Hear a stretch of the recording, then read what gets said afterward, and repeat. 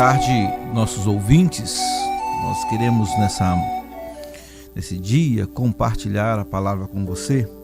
Se você por um acaso tiver uma Bíblia aí, você abra por favor no Evangelho de João, no capítulo 6, e a gente vai dar uma olhada no versículo de número 67. Eu fico imaginando, eu queria que você imaginasse comigo, Pedro, o discípulo que a gente conhece bem, né?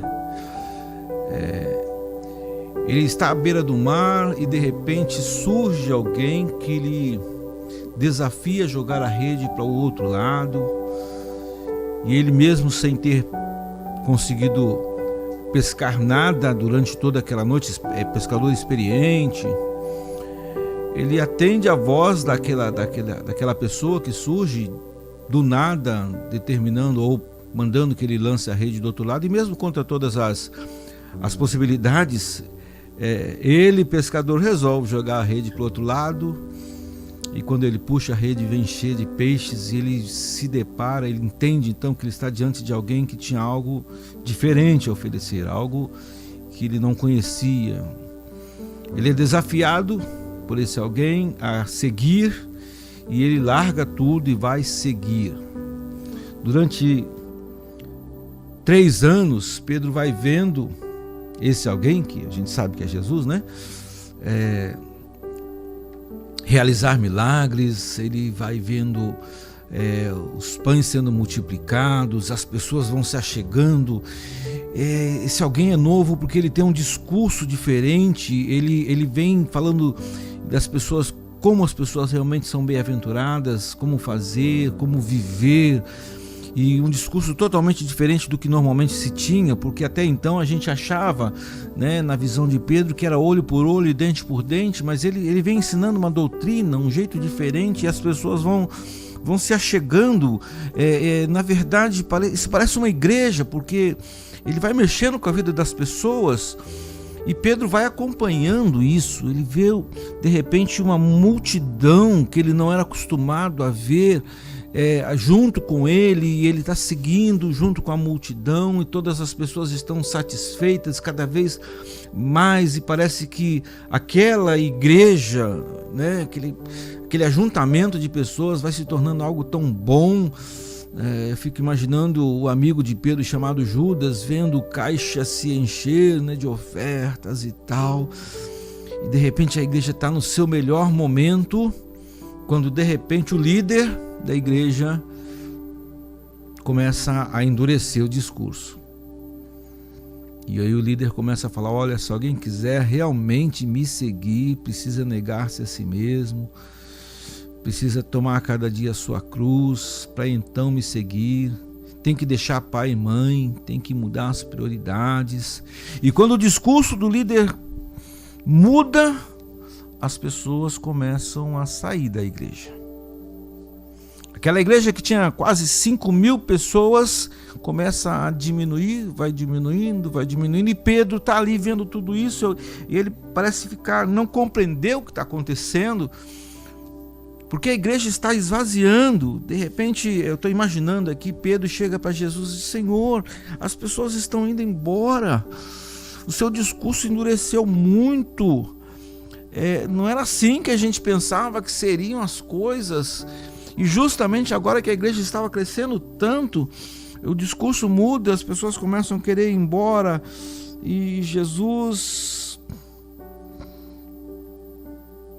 começa a conversar com Pedro, começa a conversar com os discípulos, e imagina que os discípulos se reúnem de repente para dar uma ajustada em Jesus ali, né? Porque afinal de contas a igreja está diminuindo. Não sei se você já viu essa história acontecer. E aí Jesus vira para os discípulos, e no capítulo 6, versículo 67, Jesus diz assim: eles estão indo embora, e vocês querem ir também? É isso aí, ó. Então perguntou Jesus aos 12: porventura quereis vós outros retirar-vos? Versículo 66 diz que à vista disso muitos dos seus discípulos o abandonaram e já não andavam com ele. Parece que aquela igrejona de 5.000 pessoas agora está restrita a praticamente 12 homens, os 12 que começaram. E mesmo assim Jesus, numa linguagem talvez mais bruta, mas Jesus fala assim: aqui, vocês estão incomodados com isso? A porta da rua é serventia da casa. Quase isso que Jesus falou, não é? Vocês querem ir também? E aí você vai ver no versículo seguinte a resposta de Pedro. Pedro diz assim: Senhor, para quem iremos? Só tu tens as palavras da vida eterna.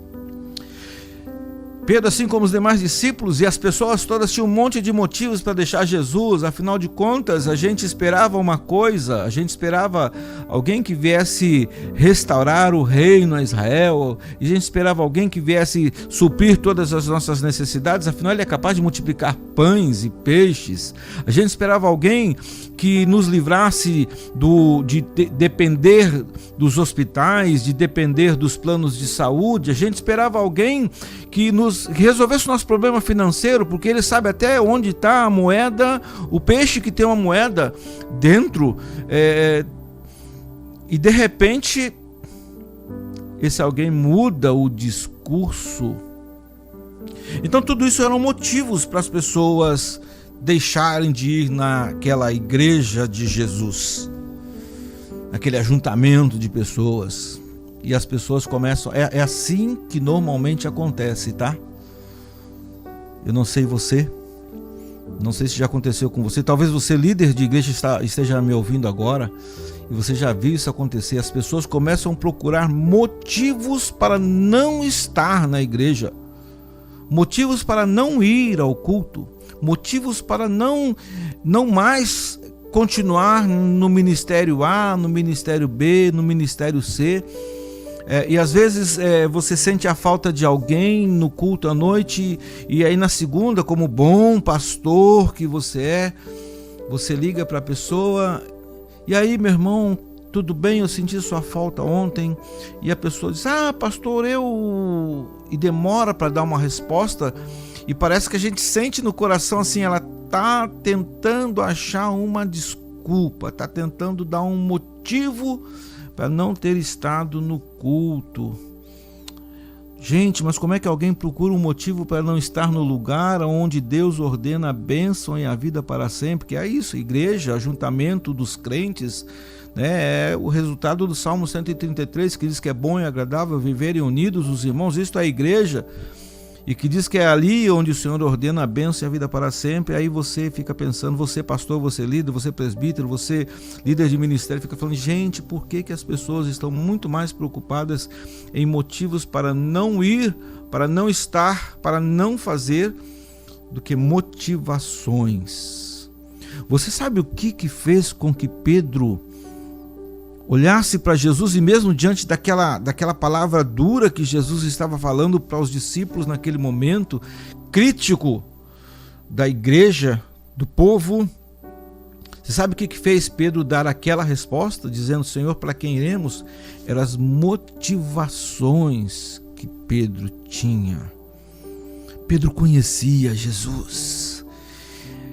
E ele sabia que mesmo que aquela situação fosse embaraçosa, mesmo que aquela situação fosse incompreensível, ele estava junto com quem era a maior motivação para a sua vida.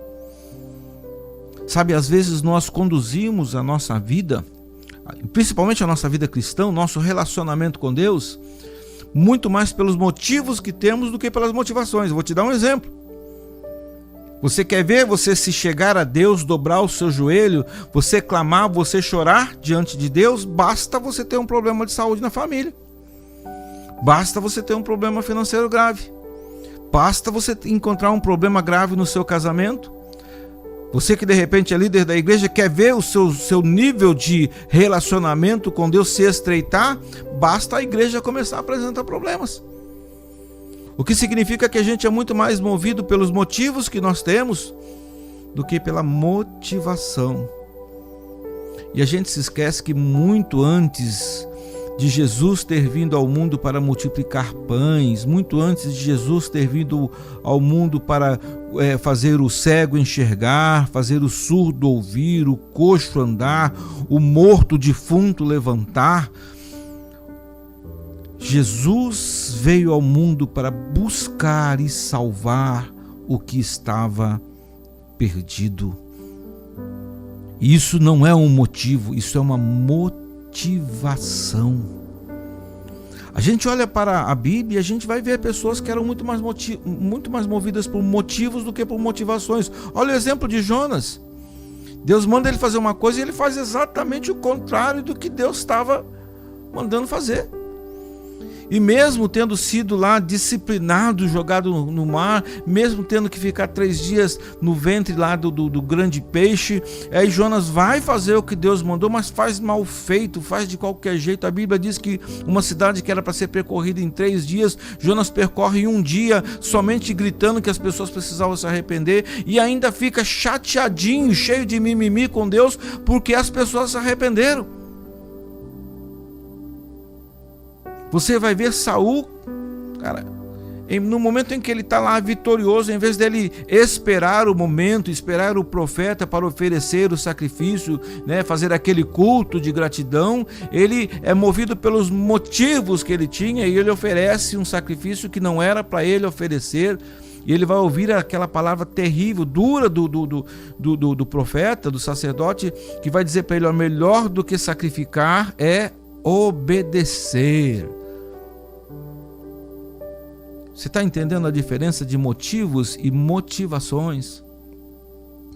Meu irmão, talvez você esteja vivendo a sua vida cristã movido por motivos. E quando a gente vive sim, sabe o que acontece? É de verdade o que eu estou falando para você, não é nenhuma condenação, não é nenhuma oração precatória, não. Sabe?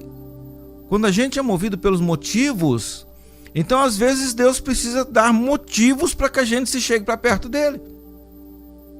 Diferente de quando nós somos movidos pelas motivações, diferente de quando nós entendemos que nós somos povo santo, sacerdócio real, nação santa, povo de propriedade exclusiva de Deus e vivemos para a glória de Deus e para manifestar as virtudes daquele que nos chamou das trevas para a sua maravilhosa luz. Quer melhor motivação do que essa? Termos sido escolhidos por Deus, termos sido tirados do reino das trevas, temos os nossos pecados, a garantia de que nossos pecados cometidos e a cometer já foram perdoados na cruz do Calvário. Temos a certeza que quando nós recebemos Jesus como nosso único e suficiente Salvador, a palavra de Deus nos afirma que somos salvos nós e a nossa casa. Nós nos tornamos herdeiros das promessas e os nossos filhos também herdeiros da mesma promessa. Isso é motivação. É isso que precisa fazer você, num domingo que de repente está chovendo muito, ter a coragem de entrar debaixo do chuveiro, tomar um banho, se preparar, se perfumar e ir para a casa do Senhor para adorá-lo, não pelo que ele faz, mas pelo que ele é. Simplesmente pelo que ele é. Diferente do que às vezes acontece. Às vezes a gente vai conversar com um membro da igreja: o que está acontecendo, meu irmão? Você se afastou da igreja? Ah, pastor, eu estou muito chateado. Meu marido disse isso, e minha mulher fez aquilo, entendeu? Fulano falou aquele outro, e eu estou muito chateado, e aí eu não consigo vir na igreja. Pelo amor de Deus! Se você está em uma igreja por causa dos motivos que você tem, então saia dela. Porque talvez em qualquer outro lugar, em qualquer outra religião, em qualquer outro clube, em qualquer outra associação, você se sinta muito melhor do que na igreja. Até porque a igreja não é lugar das pessoas perfeitas. O ajuntamento dos santos não é o lugar para as pessoas perfeitas, mas por aqueles que são aperfeiçoados por Jesus. Pedro sabia disso. E mesmo no momento mais crítico daquela igreja que se iniciava, eu estou usando aqui o termo igreja para você entender, era um ajuntamento de pessoas com o mesmo interesse, todos eles em torno de Jesus. Então era a igreja que se formava. Pedro não se deixa levar pelas circunstâncias. Eu não sei o que os outros discípulos teriam respondido, eu não sei. Não sei, a Bíblia não fala. Mas Pedro faz questão de dizer: só tu tens as palavras de vida eterna, e nós temos crido e conhecido que tu és o Santo de Deus.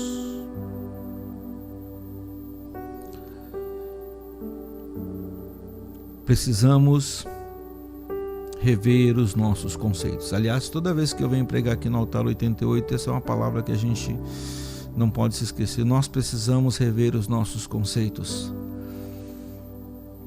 Nós precisamos deixar de ser movidos por motivos que temos, porque motivo para não estar na presença de Deus, motivo para deixar de orar, motivo para deixar de ler a Bíblia, motivo para deixar de ir na igreja, motivo para ficar chateado com o irmão, motivo para ficar chateado com o pastor. Isso a gente tem toda hora, meu. Toda hora a gente tem isso. E passarmos a ser movidos, impulsionados pelas motivações, e a motivação do cristão precisa ser a cruz. A motivação do cristão precisa ser a glória de Deus. Eu não peco não porque eu tenho medo do que Deus vai fazer. Eu não peco, ou eu procuro não pecar para que Deus seja glorificado na minha vida. Eu procuro viver a vida cristã porque eu sei que não é a história da minha vida, não é a história do pastor Pedro, mas a história de Jesus na vida do pastor Pedro. Então não é a história do Joãozinho, do João, é a história de Jesus na vida do João. Pastor Dário, não é a sua história, é a história de Jesus na sua vida. Meu irmão, você que está me ouvindo agora, não é sobre você, é sobre Jesus na sua vida.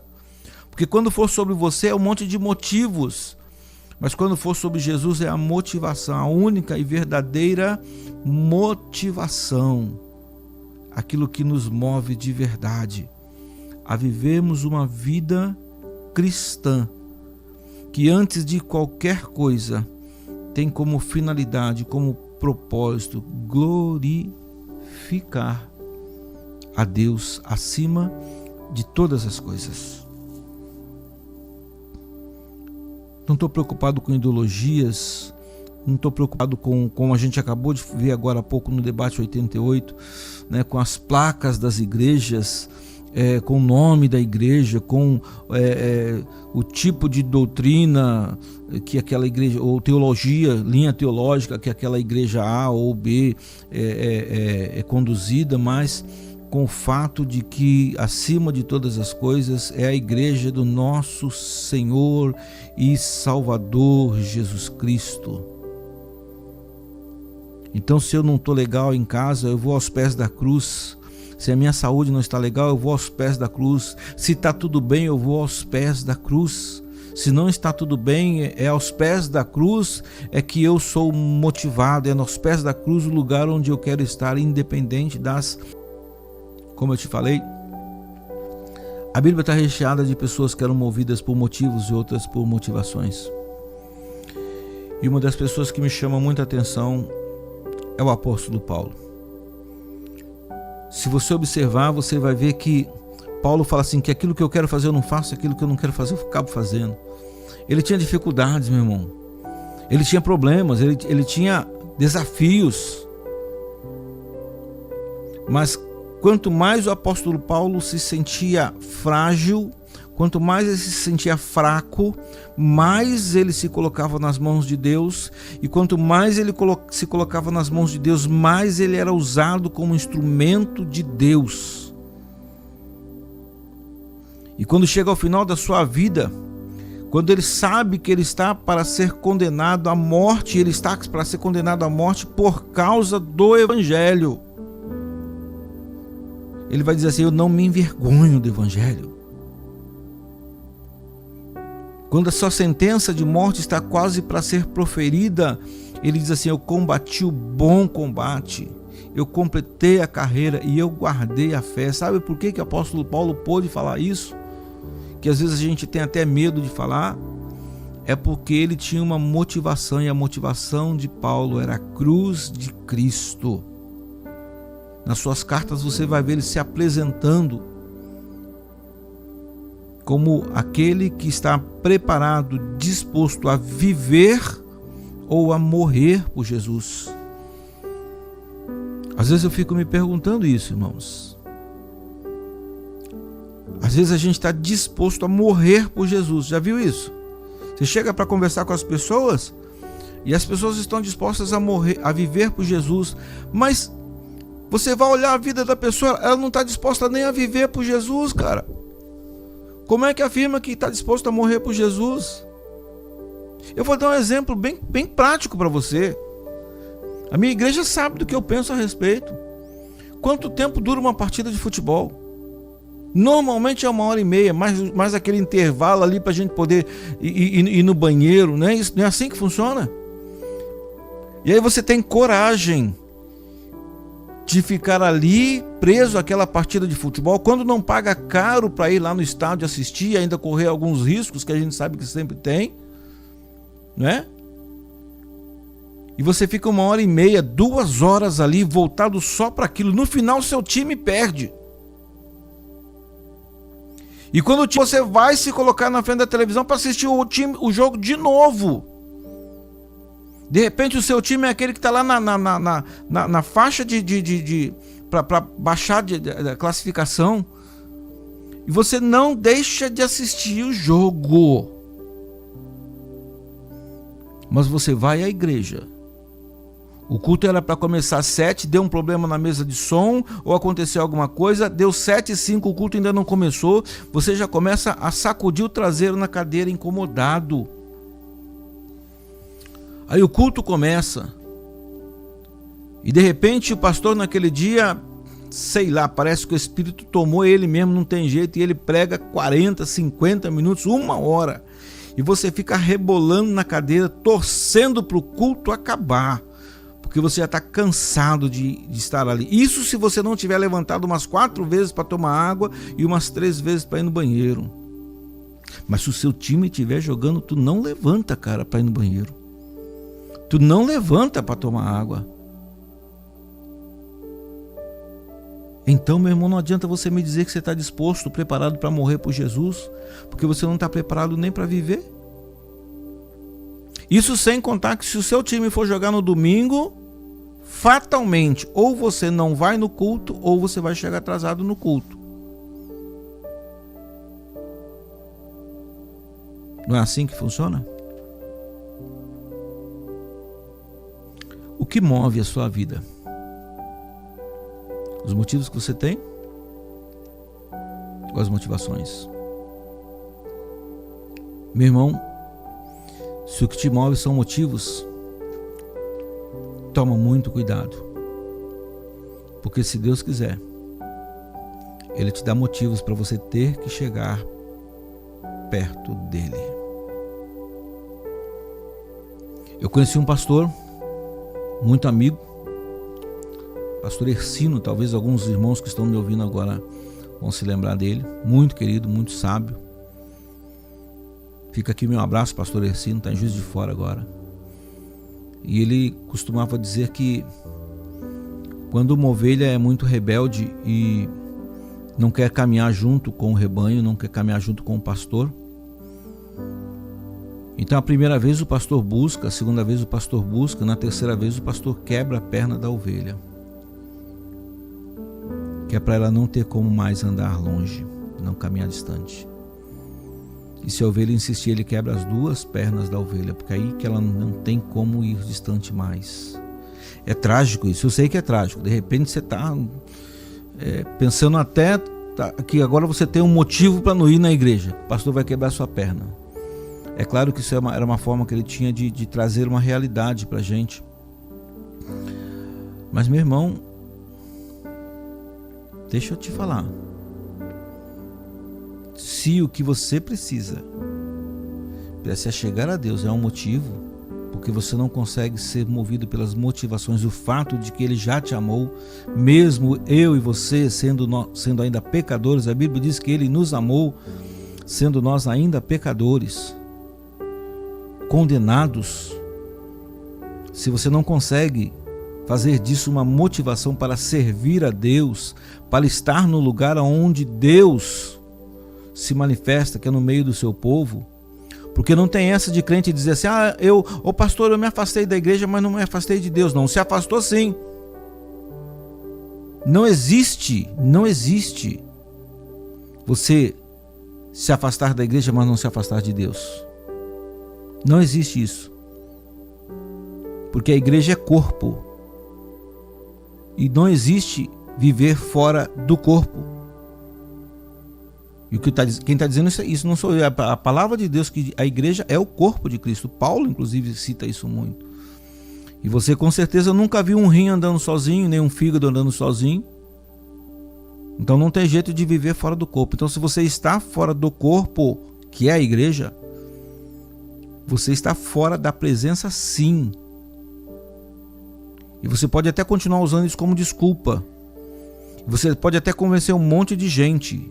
Você pode até se convencer de que você está fora, longe da igreja, mas não está longe de Deus. Mas você não consegue convencer Deus disso.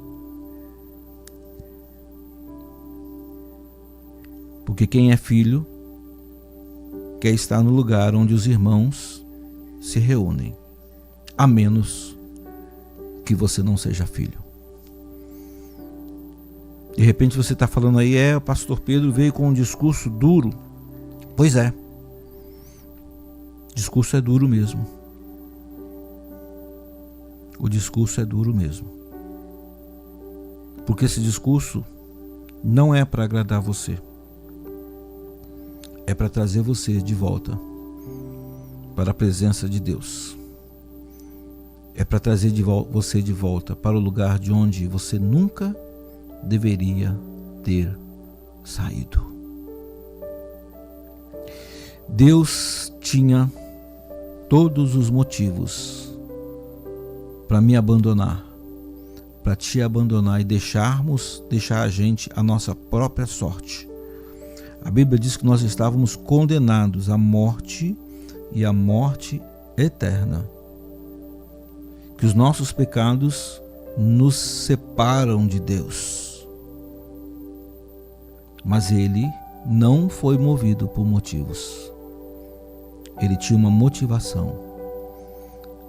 E a motivação está em João capítulo 3, verso 16, que diz que Deus amou o mundo de tal maneira que deu o seu Filho unigênito para que todo aquele que nele crê não pereça, mas tenha a vida eterna. Meu irmão, meu amigo, é tempo de parar de ser movido por motivos e começarmos a ser movidos por motivações. Busque na palavra de Deus uma motivação para servir ao Senhor com integridade, para servir ao Senhor com prazer, para servir ao Senhor com alegria. E que o Senhor